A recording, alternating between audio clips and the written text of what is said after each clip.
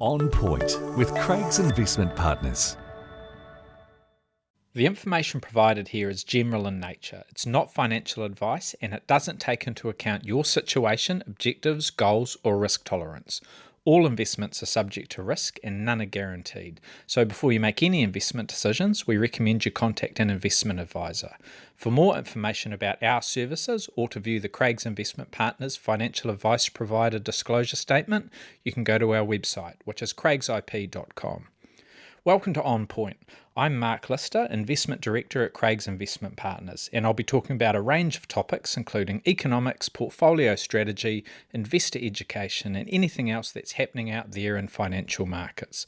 Please engage with us. We love to get feedback, questions, and comments on this material, and if you enjoy it, please rate it, or even better, share it with a friend or colleague.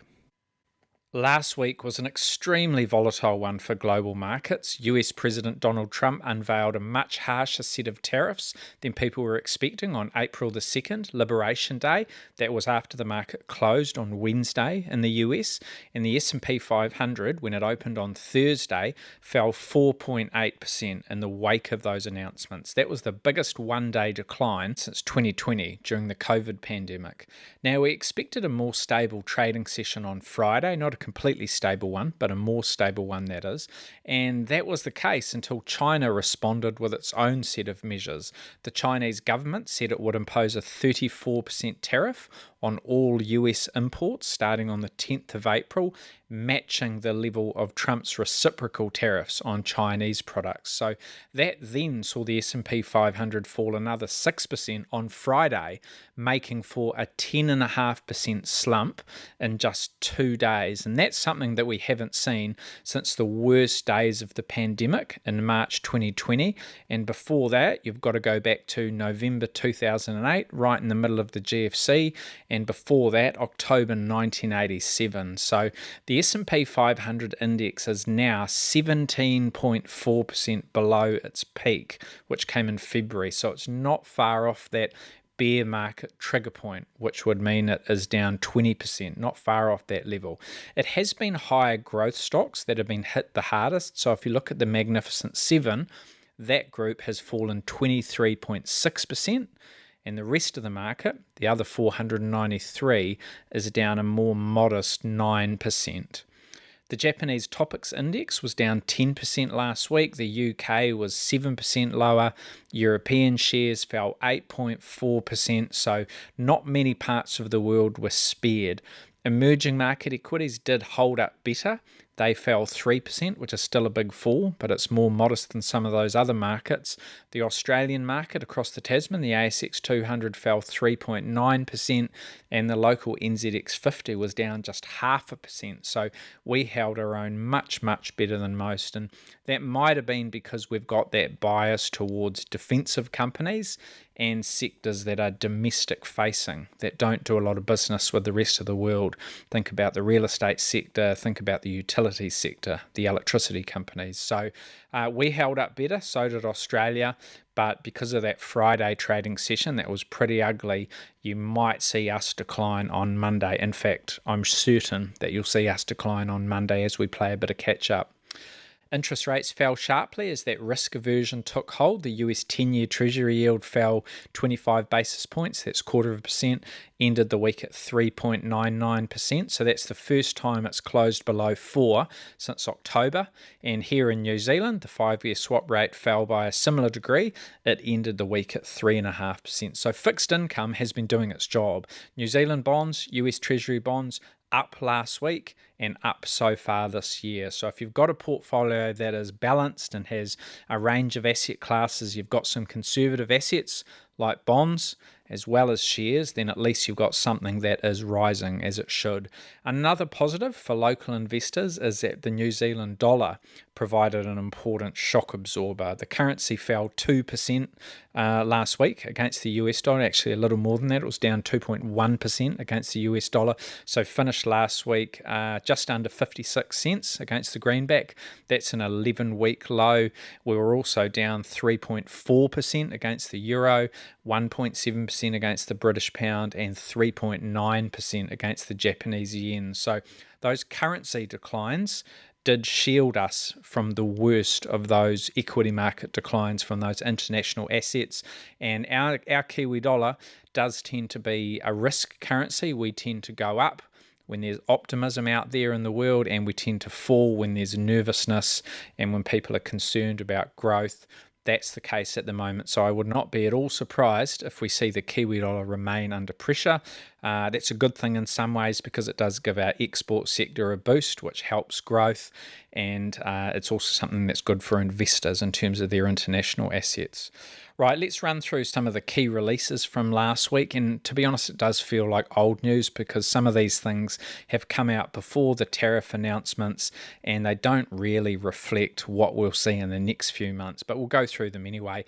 The ISM indices were out last week, the Institute of Supply Management indices in the US.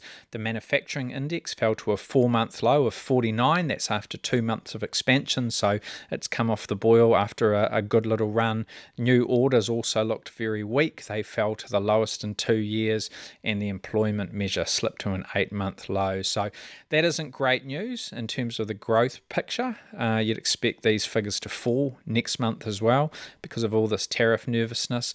What's also worrying is that the prices paid index surged to 69.4, which is very strong, and we saw a strong increase a month earlier too. So we've seen the biggest 2-month increase since January 2021, and that measure is now sitting at the highest we've seen since the middle of 2022. So you've got signs of slowing growth but rising inflation, which isn't a great combination. The jobs report, this was out on Friday in the US, and it kind of went unnoticed because we were all focused on this big sell-off that we've seen across equity markets, but it was okay. 228,000 new jobs created for the month. That was above forecasts, and it was above what we saw in February. The unemployment rate increased slightly, so it went from 4.1 to 4.2. Not a lot in that, but look, after the events of last week, this already looks dated, and I think the impact on hiring decisions from the tariff announcements won't have been completely felt just yet. So I think we'll all be watching the next monthly jobs report, as well as some of those more frequent labour market indicators, such as initial jobless claims and so forth. So keep an eye on those sorts of things over the next few weeks. Here in New Zealand, we got another business confidence report. This was for March. It continued to reflect a fairly positive vibe amongst businesses. Again, this could change over the next couple of months given what we saw last week. But for March, headline confidence slipped a little bit, but it's still well above the long-term average, not far off that 10-year high that we saw in December, and the own activity measure also looks fairly solid. But something that was less positive, and this was not dissimilar to what we saw in the ISM survey, is signs of inflation. The net proportion of firms planning to raise their prices in the coming 3 months increased to 51.3%. Now, that is the highest in almost 2 years, and this measure has lifted in 8 of the past 9 months. Similarly, there's a measure of cost pressures in this survey, and that lifted to an 11-month high. So you have got the economy on the cusp of recovery and dragging itself out of recession. That's good news, although you've also got signs of inflation pressures. So that's not fantastic news. We'll have to keep an eye on that. Dairy prices mixed in the latest global dairy trade auction. We saw the headline index rise 1.1%. That's the best in 2 months, but there were some big swings between products. Skim milk powder up 5.9%, whole milk powder flat, and some of the other products slipped in price. So good and bad there. Across the Tasman, we had an RBA meeting. That was the central banking highlight of the week, and as expected, the Reserve Bank of Australia left its cash rate unchanged. It's sitting at 4.1%. The RBA did acknowledge that inflation had come down, but it also said that it wanted more confidence that inflation would come down to that midpoint of its target band on a sustainable basis. So they're just keeping their powder dry before they move. They also said they were well placed to respond to international developments if they have an impact on economic activity in Australia, and you'd think that that is looking to be the case right now. So the RBA has cut its cash rate once this cycle in February. That was the first cut that we'd seen since 2020. So they're sitting at 4.1. They'll keep cutting. I think the next move down will come in May, and financial markets see 4 further 0.25% cuts in total this calendar year. So from where the RBA is at today, there's 100 basis points of cuts expected over the balance of this year. Right, looking ahead to the coming week, and the focus will absolutely be on the tariff situation. Will we see further retaliation against the US from some other countries, and then further retaliation from the Trump regime as well? Or will we see negotiations? And let's hope that there is some negotiations taking place and that there will be some positive news on this front. But it'll be watched very, very closely. Outside of that, we've got some US inflation figures, which will be the key economic release, I would think. These will be out on Wednesday. These will cover the month of March. We'll be hoping for a softer print after we saw that core PCE inflation report for February. That was hotter than expected. Investors and markets are expecting the headline CPI to have increased 0.1% for the month. That would be the lowest in 8 months, so that will be good news. And the core CPI is forecast to have risen a more persistent 0.3% for the month. So translating that to annual inflation rates, we would see the headline inflation rate come down to 2.6%. Good news, that would be the lowest since October. And the annual core inflation rate would come back to 3%, 3.0%, which would be great news because that's a level that we haven't seen since April 2021. So US inflation, the highlight of the economic week, that will be out on Wednesday in the US. Here in New Zealand, the key event will be the latest OCR decision, official cash rate decision from the Reserve Bank of New Zealand, the RBNZ. This is due at 2 o'clock on Wednesday. There won't be a press conference this time around, and we won't get a monetary policy statement. It's just an OCR decision, so you'll just get that one-page commentary. Now, the RBNZ has cut the OCR 4 times since August last year, so it's cut it from a 16-year high of 5.5% to 3.75% today. So already a big fall. This week we will get another 0.25% cut. I'm pretty sure of that. So that will take it down to 3.5%. Then we'll get another move at the meeting in May that would take it down to 3.25%. And then after that, I think the RBNZ will slow its pace of easing. So you might get the odd hold, then a cut, then a hold, then a cut.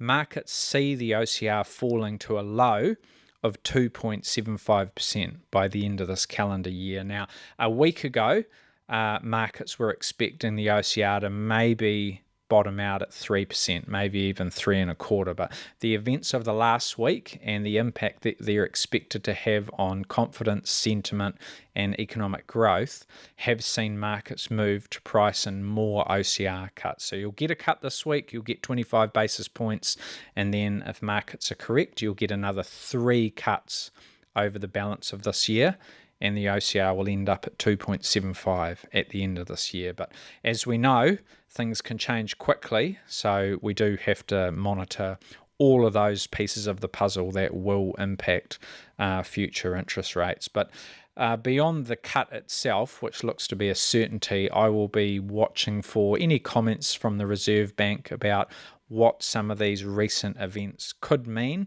and how they are preparing to provide support if necessary, and how they would potentially approach a situation where you have got slowing growth and economic activity, potentially a recession in some parts of the world, but at the same time, inflation pressures that don't seem to be going away. So lots to keep an eye on in that RBNZ decision on Wednesday afternoon.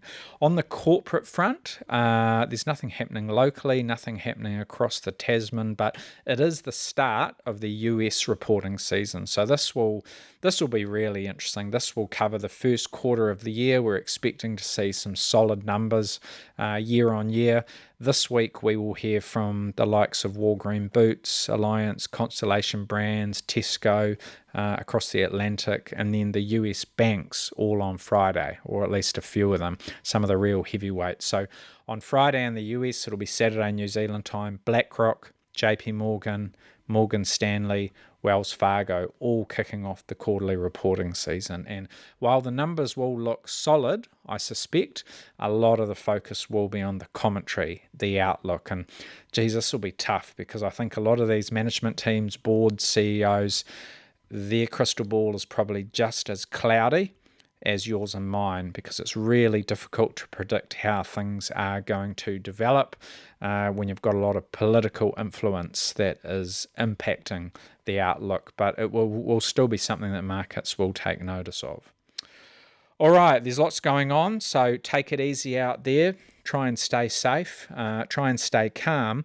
Do touch base with your advisor. This is the time when your advisor will prove their worth. We have a lot of material that we've written and produced for clients from different parts of our investment team. I've got something else in the pipeline myself for the next couple of days, so keep an eye out for that. But stay close to your advisor, because that is what they are for. They have, by and large, been through periods like this. It's not the first time we've seen a sell-off. It's not the first time we've seen a bear market. If it gets to that, it's not the first time that we've seen a recession. So make sure you do lean on the wisdom and the experience of your advisor and the team behind them, because there are strategies and approaches that you can use to make sure that you navigate this period in the way that you want to, and even take advantage of some of these opportunities, because there will be opportunities. In fact, I think there probably already are some opportunities out there. So you don't want to panic and squander those. You want to make the right decisions through this period. All right. Thanks for listening, team. We'll talk again soon. For more insights, visit craigsip.com.